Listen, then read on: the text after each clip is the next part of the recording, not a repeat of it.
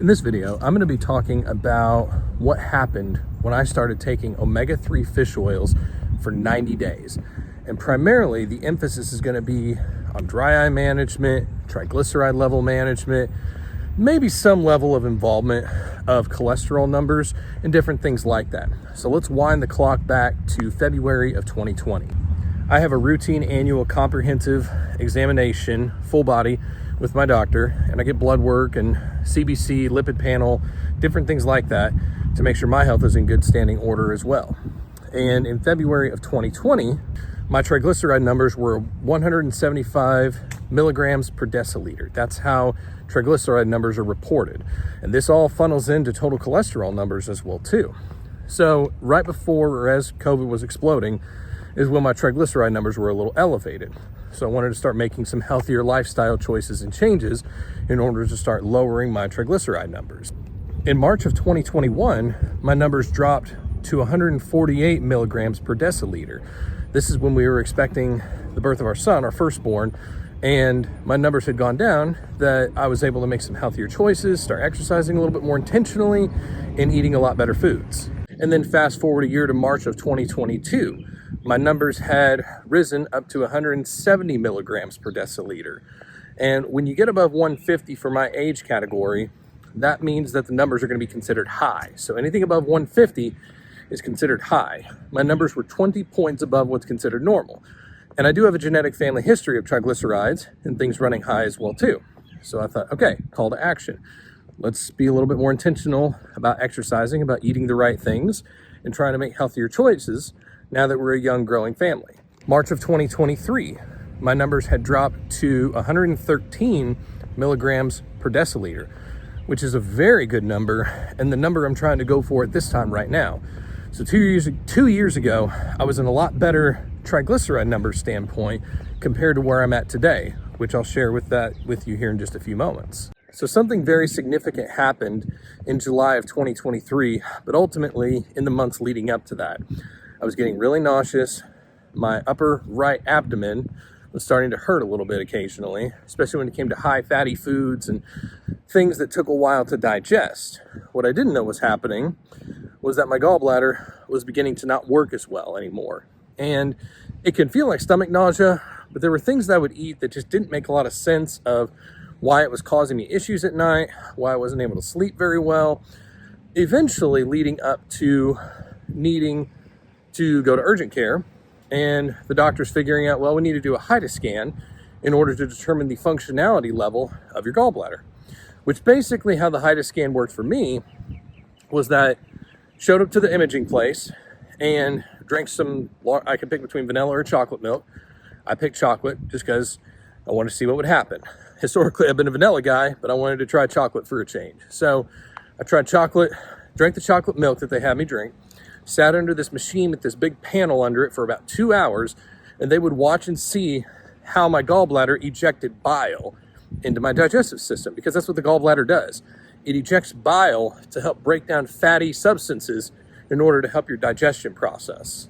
And after the HIDA scan was complete in 2 hours, eventually my results were interpreted, and as it turns out, my gallbladder was not functioning at normal levels. It was functioning significantly below normal levels, which means there's only really one fix for it, and that's to have your gallbladder taken out in surgery. So I was scheduled for surgery in August. However, my symptoms kept worsening and worsening and worsening and worsening to where there was one morning at work, whenever my face went pale, I was so nauseous and sick that the nauseousness and sickness led me to start dry heaving into a trash can, which I had nothing to vomit or regurgitate, but it was enough to cause me having stomach issues and feeling like I needed to vomit. That's when I knew something wasn't right. Went to the urgent care again, and as a humongous blessing, had a really great connection with one of the doctors working there, and she had the exact same thing going on with her, and she said, yeah, we need to actually get you in sooner, and you're gonna have your gallbladder surgery today for the surgeon that's on call for this.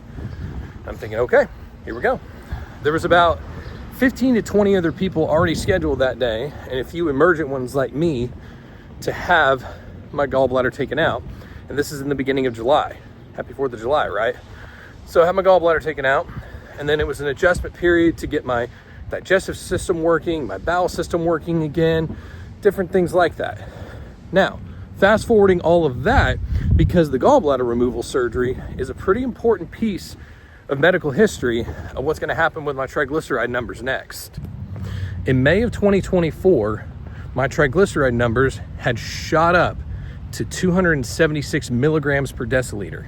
That's not great. That's considered really high. And it can cause a lot of issues for cardiovascular problems, blood pressure problems, all kinds of different blood vascular system problems to impact my heart and every other blood vessel that can be impacted when there's too many triglycerides running around through your system. So that was a big call to action because I was making healthier eating choices, but I can't break down fats the way I once used to. So this is when I started changing things and started researching more and more about omega-3 fish oils and what it can do for not only dry eye stuff, which I already knew about, but also for what it can do for my blood work and lipid levels recirculating around in my blood vascular system or veins and arteries and capillaries. This is when I more heavily started baking sourdough because my physician said you got to get off processed carbs and you need to start eating more wholesome foods. So in the spring of 24, I really started to make my own homemade sourdough. And then come November of 2024, I wanted to have my blood work done again. My numbers had dropped 36 points down to 240 milligrams per deciliter in November of 2024, which is good, but I gotta have that number be lower to get back to normal. So at the end of November 2024, around Thanksgiving, is when I started to take fish oil by prescription, omega-3 fish oils by prescription from my doctor. I started them, and here's the results. So when I introduced fish oil in November of 2024, at the end of November, beginning of December, my numbers were 240. Watch what happens next in a few moments. My numbers had dropped to 188, that's 188 milligrams per deciliter, a 52-point drop in about 3 months because I had my blood work done in March of 25. And what I do for my prescription is I'll take 2 fish oil pills in the morning and 2 fish oil pills at night, or basically 2 after breakfast and 2 after dinner, which some people can notice that when you burp, kind of has this fishy oil taste to it, but it doesn't really bother me. And especially when I seem to eat on a full stomach, that the fish oilness or the fishiness burp effect, it doesn't seem to impact me as heavily. And I've also noticed through the dry eye treatments we've been doing at work, through my Boehmian gland expression, IPLRF, low level light, blepharosphere microexfoliation, things of that nature, my dry eyes have actually gotten significantly better. But it's because my Boehmian oil glands are more open because I'm doing these treatments, and I'm actually getting more omega-3 fish oil into my system to actually allow my tear film and my eyes to be healthier, but it's also allowing my entire body to be healthier as well too. So it's been a double blessing and a significant turnaround for my health that I'm still working on making better choices. We're getting numbers lower across the board, especially since when I'm a healthcare provider as an optometrist, tell patients we got to make better choices. I'm living this as an example too. But there's genetic things, there's environmental things, there's a whole bunch of things that can impact your eyes and your vision that affect the rest of your body. And I'll share with you here some screenshots pop up on the screen of some other health data that's happened since I've started the omega-3 fish oil prescription, which there's a lot of great benefits behind that.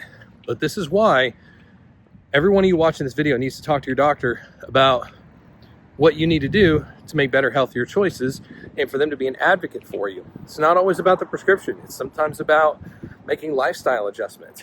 It's about maybe letting go of unhealthy habits that were once there. Maybe it's taking on new healthy habits. Maybe it's like me kind of going for a walk during lunch right now. It's a bunch of different things that can add up over time when making in small, minute changes that can actually change the trajectory and course of the health of your life and for those around you, those that you're taking care of, things like that. I'll keep making videos and sharing my health history story over time with this, but if you know someone that's struggling with cholesterol numbers, triglyceride numbers, and yes, there's mixed evidence about cholesterol numbers in fish oil, but everything can really help across the board when something like this is considered. So if you would, go ahead and share this with your friends, your family, those that you know are going to need to hear this to make better, healthier choices. And I'm not the exact super perfect model of health by any means. I'm just a regular guy trying to make some better, healthier choices like y'all.